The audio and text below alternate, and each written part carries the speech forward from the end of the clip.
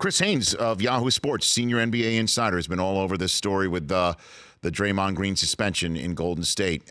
He's back here on the show. How you doing, Chris? Rich, thanks for having me. I'm doing fine. Oh, man. please. I love your work. I love our chats, Chris. So congrats on the Yahoo gig, by the way. I know we haven't spoken since that. So have you spoken to Draymond? Did you speak to him? Yeah, he just he just spoke to the press scrum here in Houston. He essentially gave a statement.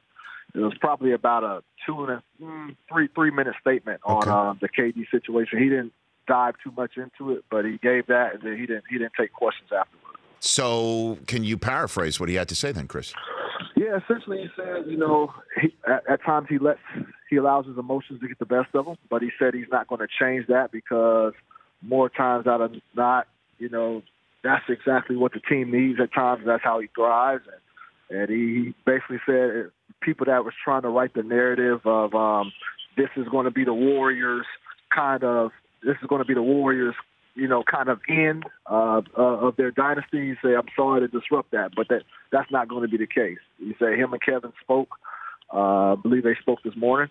And, he said they're good and they're moving forward. And so that was kind of his message to everybody, is that this is not what's going to derail them from trying to attempt their third consecutive championship. And he said for those who think that this was the nail that hit the head, he said that's not the case. Okay, so he's accepting responsibility for whatever happened in between.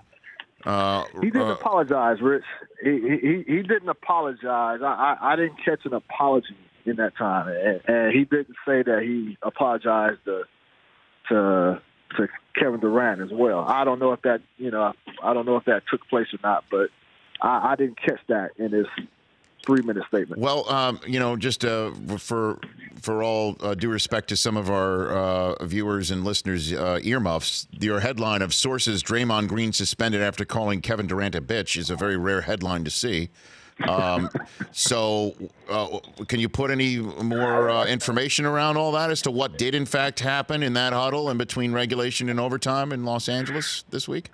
Yeah, well, basically it got to a point we all know that, Draymond, before that huddle, Draymond grabbed the offensive rebound and proceeded to drive up court. It's almost like he ignored Kevin Durant, pounding for the ball, clapping for the ball.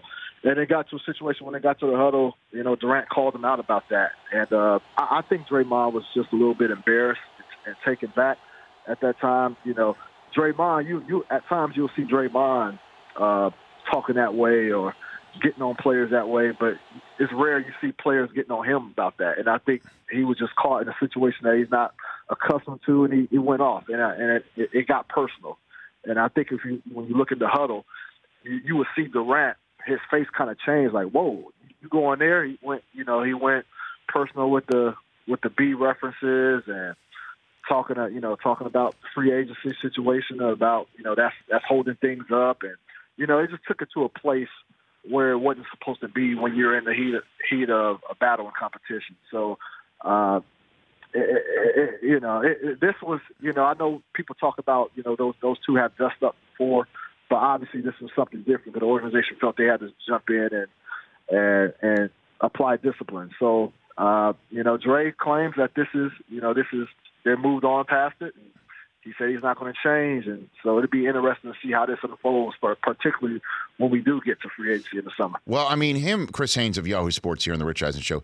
Draymond, just the way I'm looking at it, Draymond not changing is a good thing for the Warriors, because when he has that sort of persona, attitude in an outward direction, it is an absolute benefit to the Golden State Warriors. I mean, there's no question about that. But when he trains that inward, that is the issue. And even if he does say that, I realize that folks are saying this is the only way the Warriors can be beaten is if we implode from within, and I'm not going to be that cause. That's fine. But Kevin Durant's not making a free agency decision between now and June. So that's always going to be lingering, isn't it, Chris?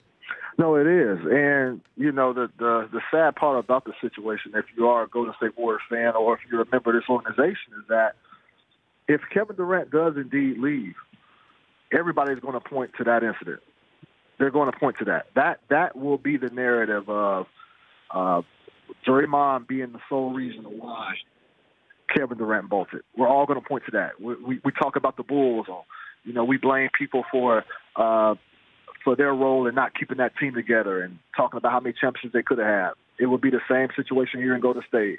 Even if they do win 3 titles, they win 3 titles in a row, KD bolts, they're going to point to this situation and say, is this the cause of why this team broke up? Is this the reason why KD left? And so it's a crucial situation. We truly won't know the true reason or why KD left if that is the case. But there's no doubt about it. People are going to point to that. Would this have happened if Steph wasn't hurt, Chris? If he wasn't hurt, I don't think the game would be that close for it to happen like that. And obviously, if it was that close, Steph would be the one dribbling the ball up the court potentially, as opposed to Draymond. But I guess what I'm bringing up here is that it might not have happened on Monday night, but this is something lingering, isn't it? I mean, everyone involved might say that the free agency is not an issue, but it sure appears to be. And the fact that Draymond's got only 1 year left as well, he might be wondering about his future there. Yeah, that can be the case, and I think that's why Golden State felt like they had to step in and implement this decision, and it went outside of basketball. You can both parties were at fault to some extent, but I think what KD, he went at Draymond. You could say it was wrong or right, but he went at Draymond. It was purely and solely about basketball. Why you didn't pass me the ball? Give me the ball. He might, cussed in there or whatever. Draymond took it outside of basketball, went personal, went business. That's never supposed to be integrated into the line of competition. And is that's completely out of bounds. And is that why it seems that management sided with Durant, or do you think that any of that has to do with free agency that say, hey, we've got your back, remember that come July 1? No, look, Golden State, they're not going to come out and say this has anything to do with free agency. Their point in, they said that their point in implementing this was that he crossed the line. And they wouldn't get into specifics about what he actually did to cross that line. But come on now. I mean, it's not easy to connect the dots. KD is going to be a free agent over the summer. He declines that player option. They want to keep him. And for something like that to happen, especially with the guy who recruited him in the first place, they felt they had to take action. And it's a pretty big game for the Rockets tonight, too. You're going to be the latest one I've asked this week, Chris. I still haven't gotten an answer. Dwayne Wade's tweet this week saying that Carmelo Anthony is a fall guy in Houston, saying that we're not talking about the real stuff in a way. Who is he referring to? Nobody's been able to determine that. Do you have a best guess or any knowledge on this?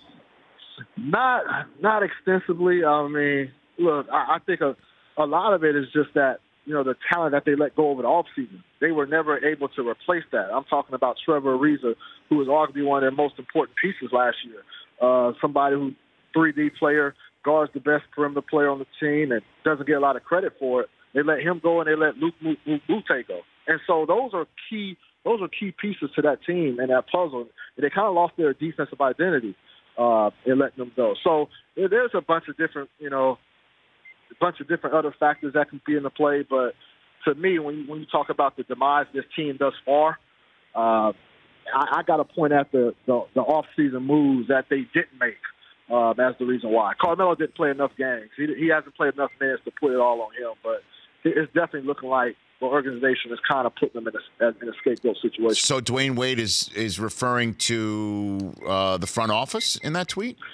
I can only I haven't spoken to D Wade. Okay. I can only go off of what I see.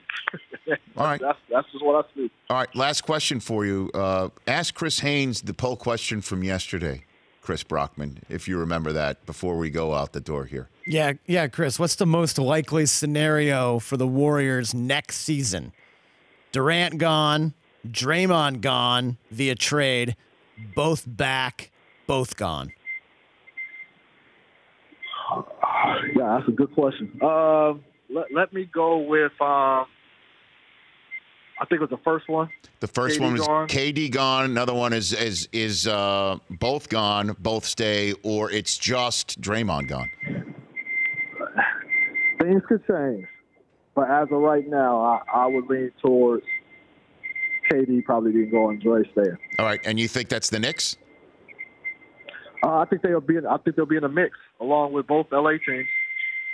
Okay, Chris, thanks for the call. Appreciate it. Well, take care, my guy. You got it. Right back at you. That Chris Haynes of Yahoo Sports. The Rich Eisen Show, weekdays at noon Eastern on Audience.